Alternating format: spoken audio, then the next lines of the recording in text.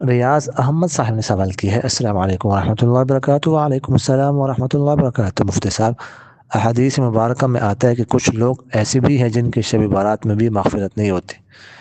دریافت طلب یہ بات ہے کہ اگر کوئی توبہ نہ کرے تو کوئی بھی کبیرہ گناہ معاف نہیں ہوتا، اور اگر توبہ کرے تو سارے گناہ معاف ہو جاتے ہیں۔ تو مذکور بالا حدیث کا مطلب کیا ہے؟ ٹھیک ہے، یہ تو حدیث شریف میں ہے کہ شب بارات میں بنو کلب قبیلے کی جو بکریاں ہیں ان کے جتنے بال ہیں اس کی بقدر یعنی اتنی تعداد میں اللہ تعالیٰ لوگوں کی مغفرت فرماتے ہیں۔ لیکن 4 قسم کے لوگ ایسے ہیں جن کی شب بارات میں بھی مغفرت نہیں ہوتی۔ نمبر 1 شراب کا عادی ہو، نمبر 2 جو والدین کا نافرمان، نمبر 3 جو قطع رحمی کرنے والا ہو، صلہ رحمی نہ کرتا ہو، اور نمبر 4 جو دل میں کینہ رکھتا ہو، تو ان کی مغفرت نہیں ہوتی۔